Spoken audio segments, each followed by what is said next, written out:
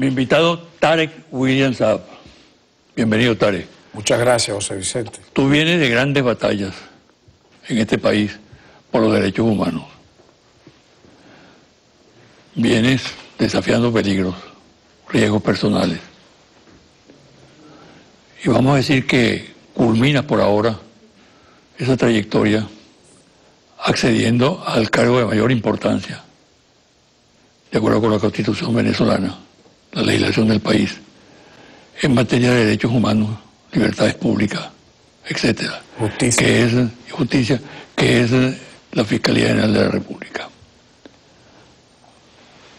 Eres fiscal general de la República, electo nada más y nada menos que por un poder como es la Asamblea Nacional Constituyente. Para hoy estás cumpliendo un mes en este cargo. Correcto. ¿No? ¿Qué puedes decirnos así de introducción a esta entrevista? Bueno, José Vicente, en primer lugar, darte las gracias por la oportunidad de estar en un programa, no solo de una gran audiencia, yo diría que es el programa de mayor prestigio en el país a nivel de opinión por tu propia dinámica, tu propia conducción. Y efectivamente, pues, venir acá y teniendo ya ese primer mes en una gestión sumamente, yo diría, histórica por la coyuntura que vive Venezuela, por las amenazas no propagandísticas o mediáticas, ya declaradas por el propio presidente de los Estados Unidos, Donald Trump, que ha dicho, y eso no es un juego, que no desestima, que no descarta una opción militar contra Venezuela, y eso implica ocupación, previo bombardeo y un mar de sangre. Obviamente igual amenazas de sanciones económicas, ya unas están en marcha, pero en un tema, fíjate tú, tan de mundo paralelo, me tocó llegar al Ministerio Público, luego de 41 años de activismo en derechos humanos. En septiembre cumpliré 55 años. Y comencé, como tú, pues, en Comité de Defensa de Derechos Humanos, muy orgánicos, muy pequeñitos en aquel tiempo. Y hoy la historia nos ha colocado, como tú lo has dicho, en el cargo de mayor importancia para el sistema de justicia del país. En un momento en que Venezuela venía atravesando entre abril, mayo, junio, julio, agosto, tal nivel de violencia urbana, yo diría de inédita actuación de grupos urbanos de choque que ocasionaron más de 100 muertos, centenares de heridos, que lamentablemente también tuvo, por otro lado, actuación irregular de individualidades de los cuerpos de seguridad del Estado. Cuando estábamos en la Defensoría del Pueblo señalamos claramente y condenamos con toda la fuerza. Y lo importante es que, y yo creo que el país así lo percibe, en estos 30 días simultáneamente se dio el fenómeno en que se instala la Asamblea Constituyente, se designa un nuevo fiscal general de la República y hubo una mutación de esa violencia criminal que estaba totalmente, para mí, coordinada para que en Venezuela hubiese un golpe de Estado en contra de un presidente electo por la voluntad popular el 14 de abril del año 2013, Nicolás Maduro.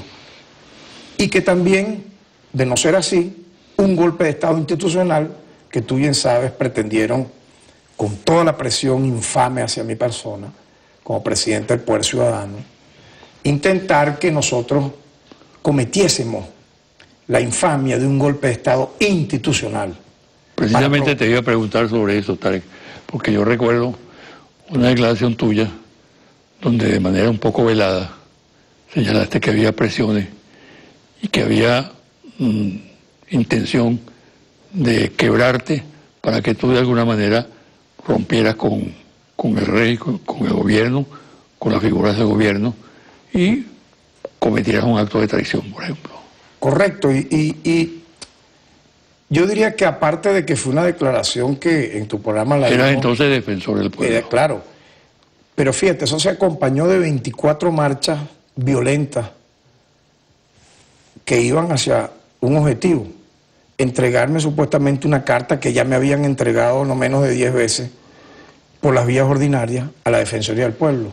Las secuelas fueron la quema 100% de sedes de la Defensoría en Carabobo, en el Zulia, y el daño a más de 10 sedes. Por cierto, el Ministerio Público no abrió ninguna investigación al respecto, ni nada, ¿no? Como no hizo con muchas otras cosas que luego hablaremos en tu programa. Pero en medio de toda esa coyuntura, obviamente, se intentó el golpe de Estado institucional, buscando que el presidente del Pueblo Ciudadano, y en ese momento defensor del pueblo, Tarek William Saab, porque así lo quería una élite política, financiera e incluso con apoyo avieso del secretario general de la OEA, que era quien estaba detrás del plan, porque él dio el ultimátum en marzo. Recuerda que la historia empieza así, un ultimátum en marzo donde decía, si no hay elecciones generales y renuncia el presidente, que se atenga a las consecuencias, algo jamás visto, ¿no?, en alguien que tiene que articular más bien el mundo diplomático regional, porque para eso le pagan los gobiernos. Entonces eso obedeció a una declaración que da la ex fiscal general de la República el 31 de marzo.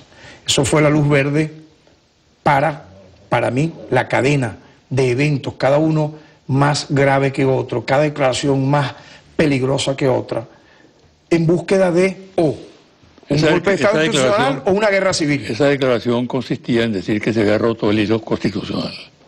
Bueno, algo que yo recuerdo lo hizo Carmona Estanga y la élite empresarial y financiera y mediática y un sector muy pequeño del alto mando el 11 de abril.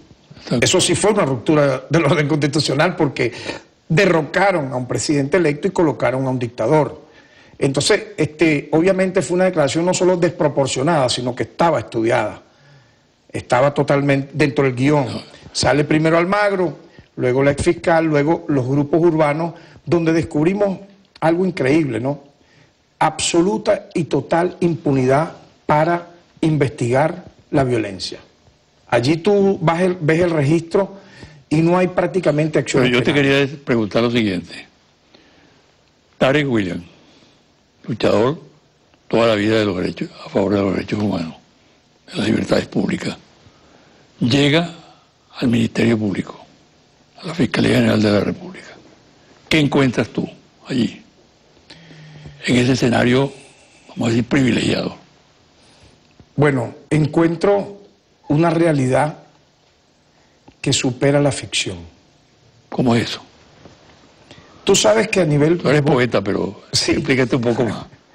Aquí uno pudiera citar, para que tú me entendieras, al padre del surrealismo, André Breton, pero al revés. Surrealismo, yo diría, de manera ignominiosa, infecunda, porque el órgano garante de hacer justicia, de impulsar la acción penal, de reivindicar los derechos humanos, de que haya equidad, de que las personas que cometan infracciones sean sancionadas y los que merezcan ser liberados lo hagan en esos términos.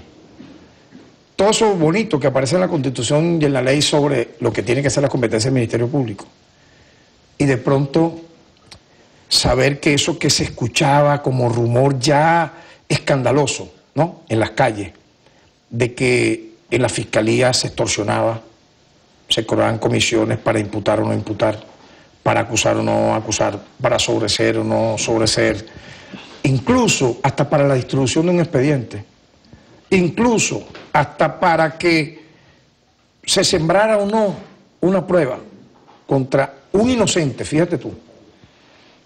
Eso, que era algo a sotovoce muy ruidoso, se queda en un porcentaje ínfimo al lado de lo que hemos encontrado. ¿Por qué? ¿Qué fue lo que más te impactó? Mira, me impactó que la institución como tal la degradaron, pero de una manera planificada con los meses y años. Recuerda que la anterior gestión, la extitular del Ministerio Público, ¿verdad?, duró 9 años y medio.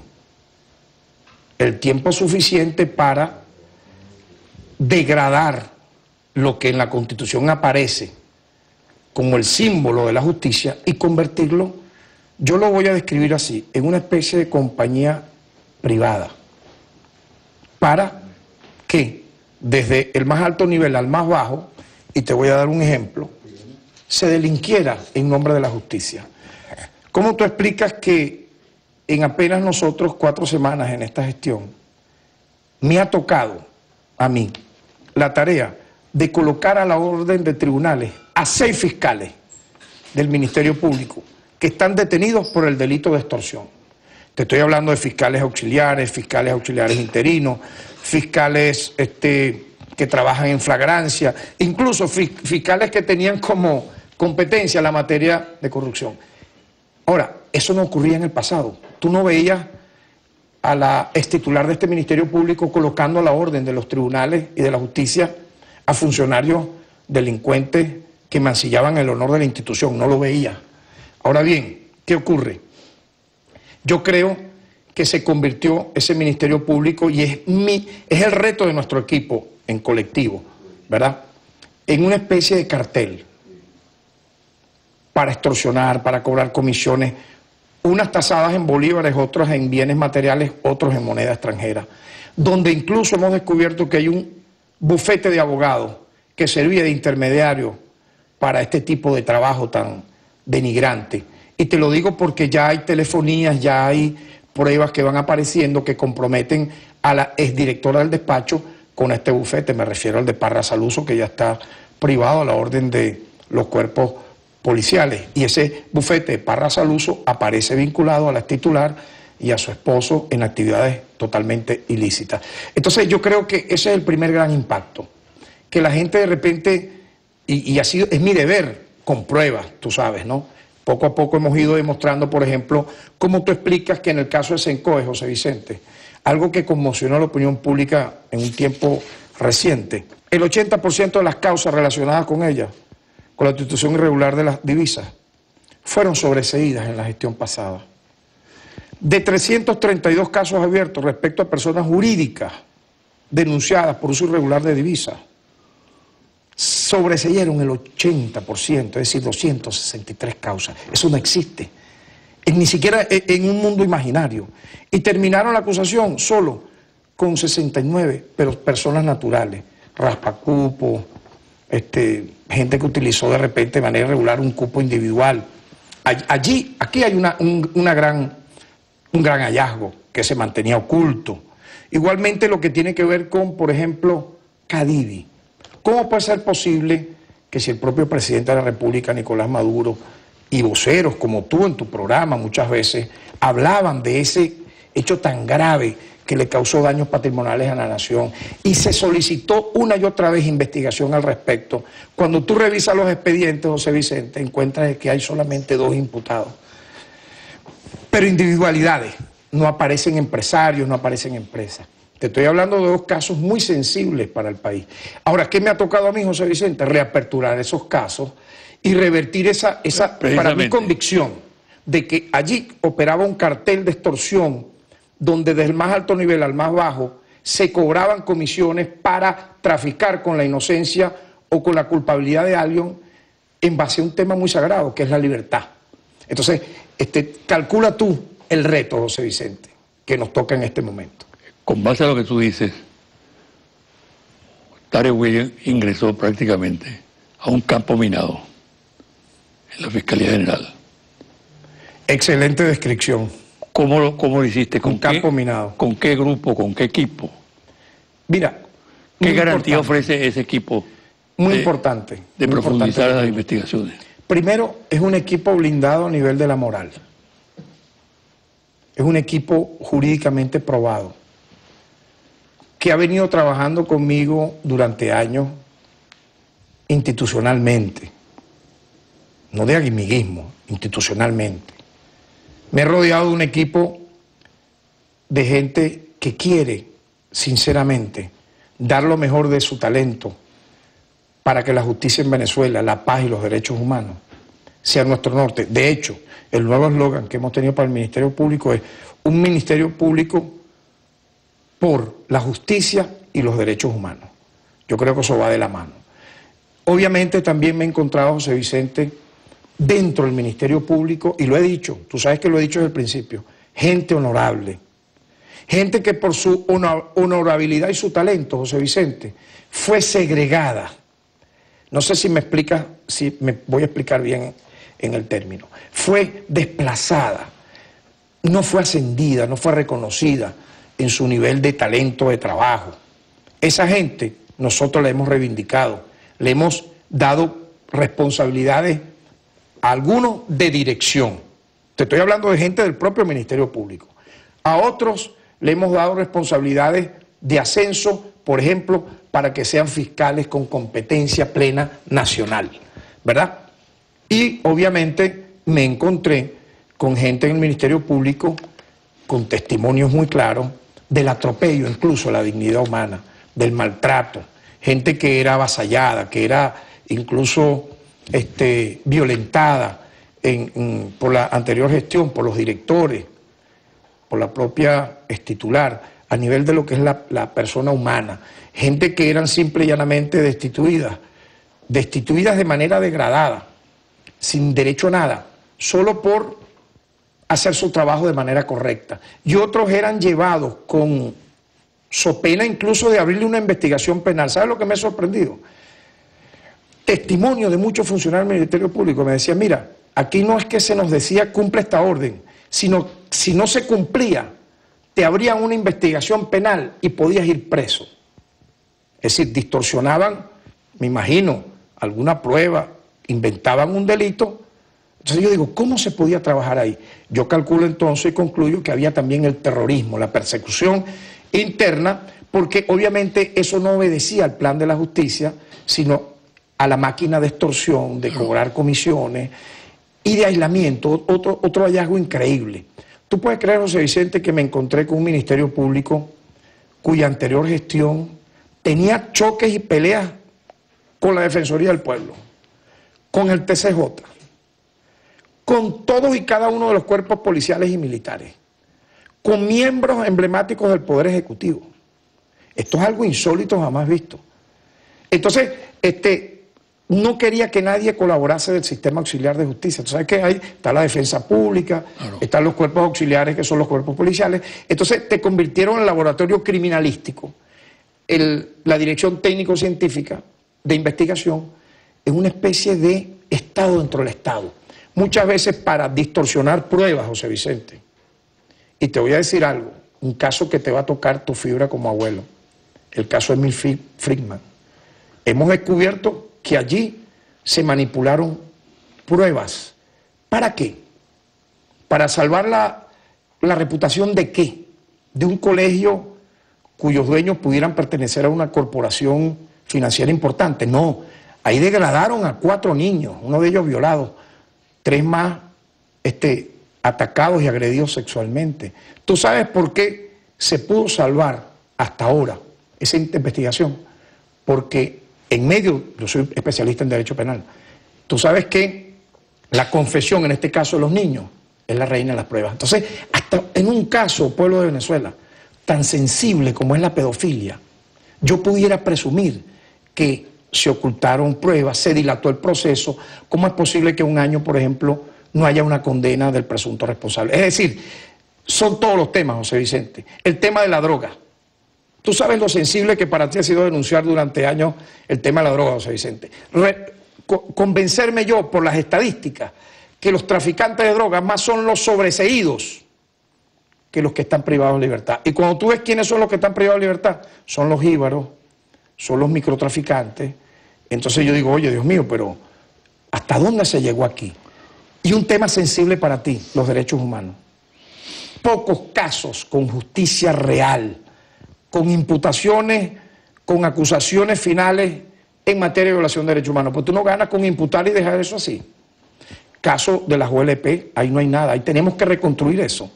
Caso de las propias actuaciones que se realizaron entre abril y julio de este año sobre temas como estos. Entonces se utilizó el tema de los derechos humanos al final de forma propagandística para decir que el Estado venezolano, entre comillas, ¿no?, y eso obedece a una línea imperial, incluso a los manuales de la CIA, es un Estado forajido, es un Estado policial, es un Estado que está al margen de la ley, y justificar una invasión extranjera. Vamos a hacer una pausa. Y al regreso quiero que hablemos acerca de la marcha de esas investigaciones. Y una particularmente, que tú has mencionado de manera muy específica, lo relacionado con la faja petrolífera del Orinoco. Al regreso tocamos ese tema.